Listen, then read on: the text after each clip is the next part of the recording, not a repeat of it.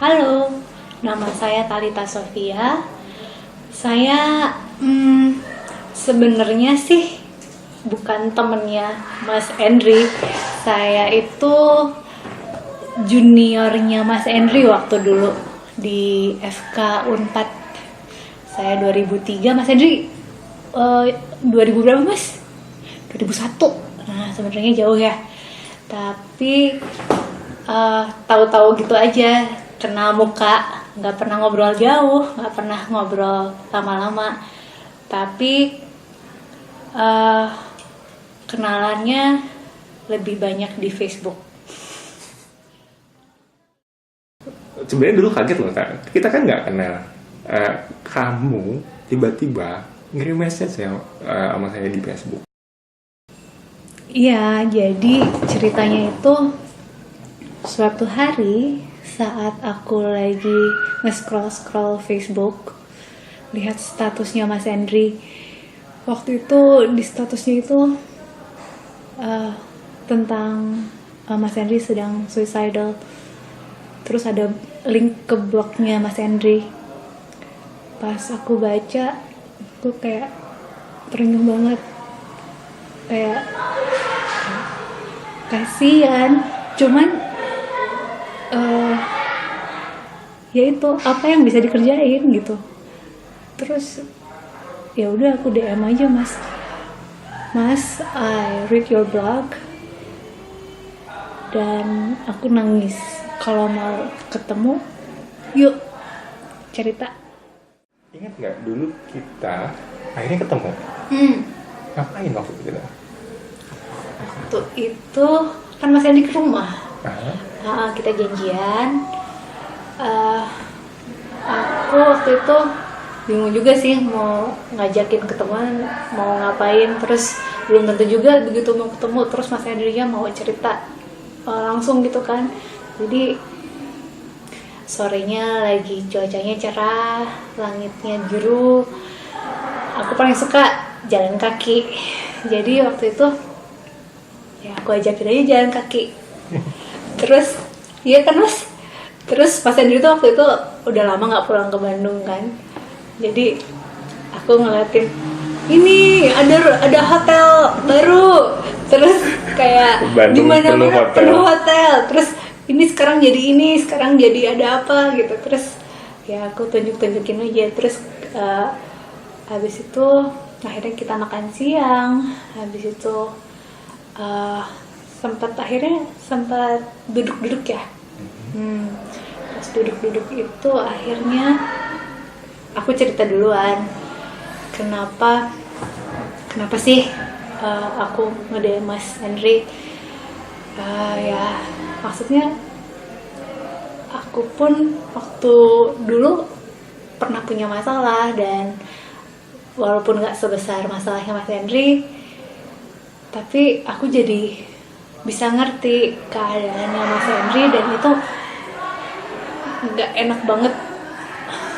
Jadi karena tahu rasanya seperti apa, jadi aku pingin bantuin, dan itu harus ada support system baik dari keluarga, dari teman terdekat. Walaupun aku nggak kenal pun, ya apa yang bisa aku kerjain gitu.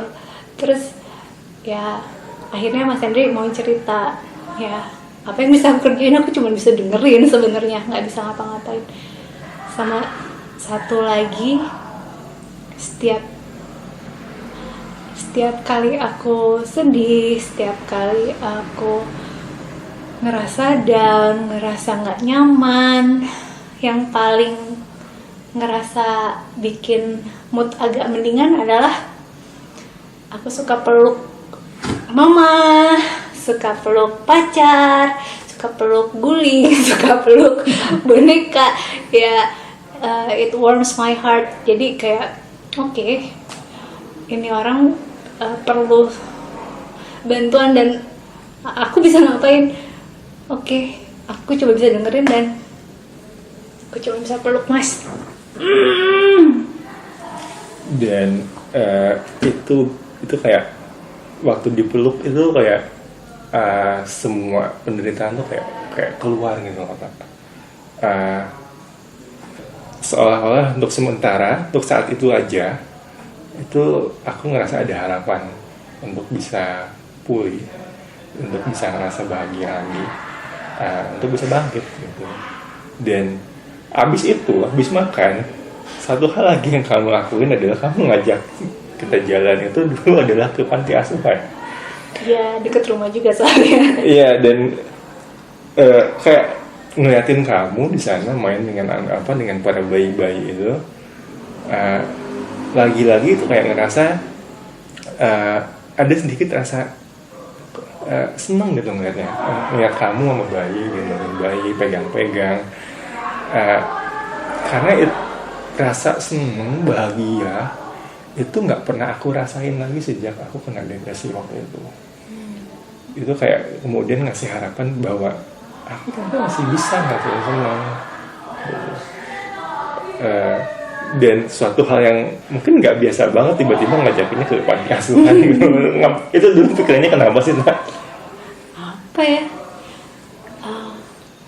Karena lagi jalan kaki terus deket rumah, nggak mikir gimana juga sih. Kayak yang soalnya si panti asuhan itu kayak setiap kali aku lagi sepi, lagi apa, terus emang rutin ke situ main sama anak-anak. Jadi ya waktu itu udah lama nggak ke sana, jadi ya udah mas, yuk ke situ mas.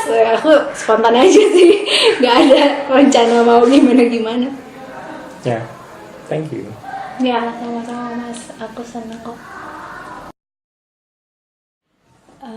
Yang ingin saya sampaikan adalah semua orang itu bisa jatuh ke dalam keadaan depresi.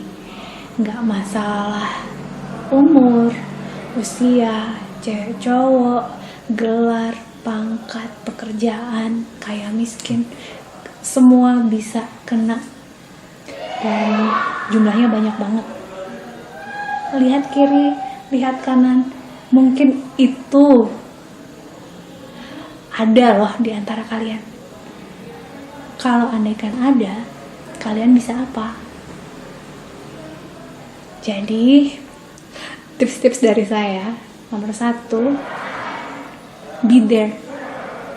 Ada, mau buat dicurhatin, mau buat cuman ajak nonton, mau ajak apa yang kira-kira bikin dia keluar dari rumah,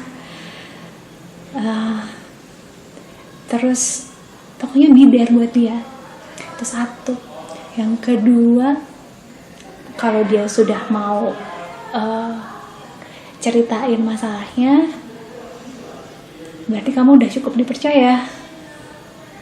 Kalau kayak gitu, dengerin aja, just listen. Jangan motong cerita, jangan menghakimi, jangan mestinya lo harusnya kayak begini, jangan lo kurang berdoa sih, ya apa ya, pokoknya jangan ngejudge, dengerin aja. Karena emang kadang-kadang masalahnya sepele banget, tapi toh depresi kadang-kadang masalahnya besar banget.